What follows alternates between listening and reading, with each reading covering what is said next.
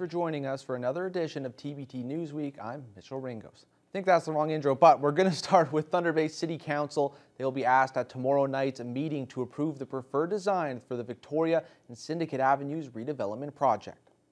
If it moves forward, Victoriaville Mall will be demolished in the fall of 2024, making way for the construction and street revitalization in 2025. The work is meant to make the area more walkable, better suited to host events, and provide an overall improved experience for local businesses and the public. The project as a whole is estimated to cost $17 million.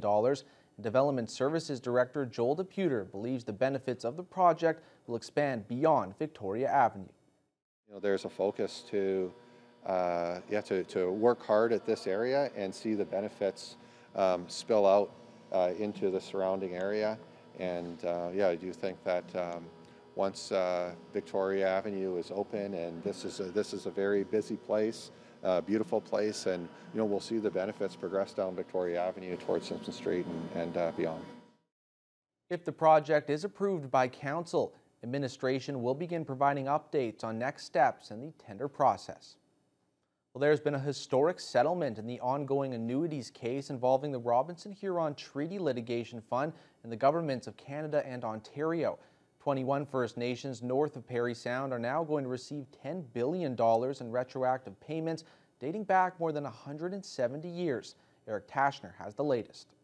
The settlement is being called historic, a moment Chief Dean Sayers of the Batchewana First Nation says he will never forget. Tears of joy, and my heart is lighter today. We'll sleep well this evening. The deal will see the federal and Ontario governments each paying $5 billion to settle the Robinson-Huron Treaty annuities case. It's the commencement of a larger agenda. Since 2012, 21 Robinson-Huron Treaty First Nations have been in court battling senior levels of government.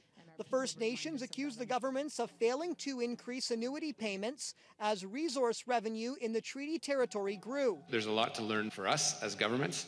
There's much more to learn, I think, for the segment of Canada, 95% of it, that doesn't spend their waking hours living the Indigenous experience. Chief Sayers says the compensation is long overdue.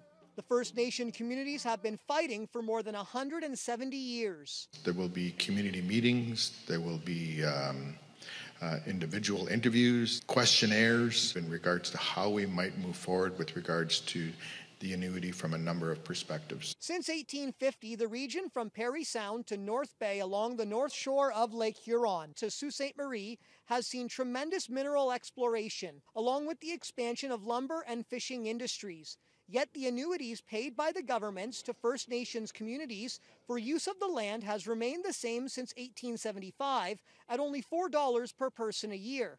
This in spite of a clause in the treaty that ties the value of the annuity to the expansion of resource development in the region. There were legal milestones that occurred within the process and relationships that were evolving, and we felt confident that this was the time to take action. There's a lot more work to do. The 21 First Nations of the Robinson-Huron Treaty, along with both the federal and provincial governments, now have to hammer out a new and better annuity payment for almost 30,000 beneficiaries. Eric Tashner, CTV News, Sudbury. Ring of Fire Metals held an open house this week to showcase their new Thunder Bay office space. The company is currently working to push forward the Eagle's Nest Mine project, which is one of the largest undeveloped nickel, copper, platinum, and palladium deposits in the world. The open house at the new location in Inova Park offered an opportunity for leaders in Thunder Bay and area First Nations to stop by and speak with Ring of Fire representatives. CEO Kristen Straub says the new office promotes these kind of gatherings, which will be important moving forward.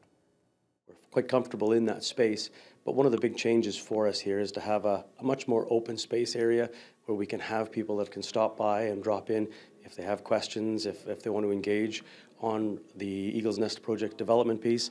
We have a space now that can accommodate that, and it's a very welcoming space for people to come into. Straub goes on to say this space is definitely an upgrade compared to their previous Thunder Bay office they've been operating out of since 2010. The last bit of interior construction is now being completed for the public school merger in Atikokan.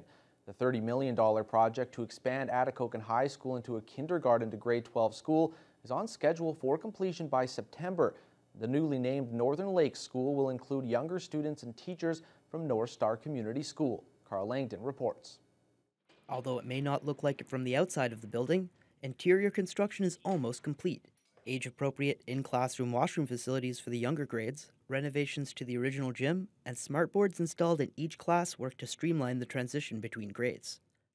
Born and raised in Atikokan herself, we had the chance to catch up with one of Northern Lakes teachers, Kelsey Green, who moved back from Calgary with her family last year to take a full-time teaching position. Absolutely. I'm pretty excited about it. And my kids now go to school here. So I've got 2 boys, and it will be very convenient for me to have them both in school. I'll be able to take them to school with me, and I'll be able to bring them home after school with me. So it'll be really great. They are both very excited. So they've both come on tours here to the school, and they loved every minute of it.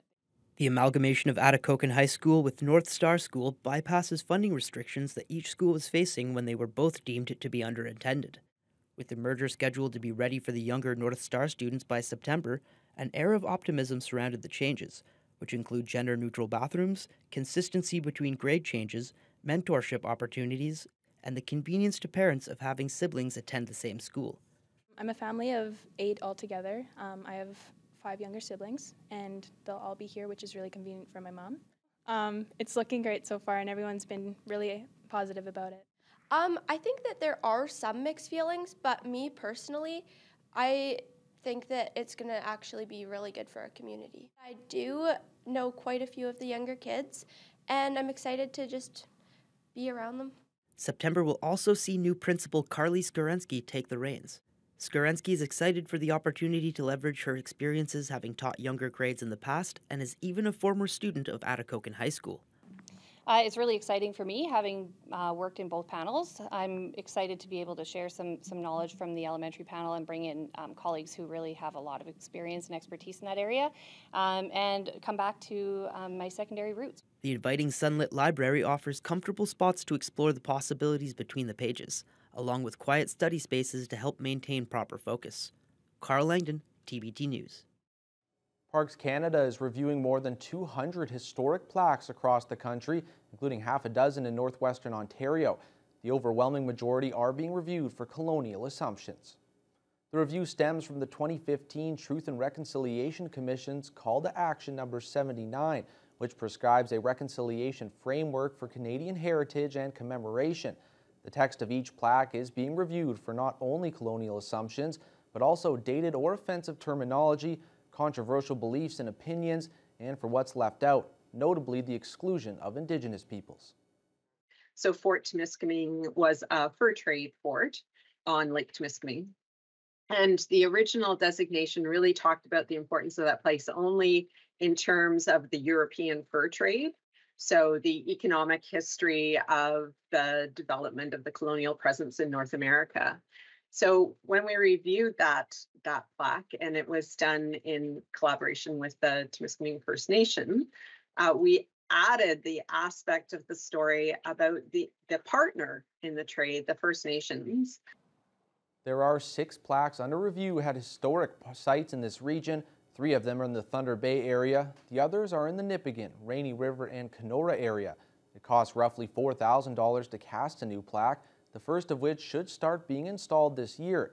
It's expected to take a few years to get through all 208 plaques currently under review. The 2023 annual Children's Gala took place yesterday at the Italian Cultural Center to raise awareness about children's asthma, as well as the local charity that can support affected families. Now, it may be called a gala, but the 2023 annual Children's Gala is more about eating and entertainment for the kids, as it featured a variety of fun activities, along with door prizes, raffle auctions, and a full buffet. Gala co-chair Claudia Montleone says this event has a lot of meaning, as asthma runs in his family, and says it means a lot to not only raise funds, but also awareness for those with asthma. The idea behind it is to help raise funds for the Canadian Children's Asthma Society, so we can help bring programs right here in Thunder Bay to help educate the children, the parents, teachers, all about asthma and what to do if a fellow student or anybody has an asthma attack. That's what part of the idea behind it is. Montleone hopes next year's gala can be bigger and better, and says if you're interested in becoming a volunteer, you can visit their website at canadianchildrensasthma.ca.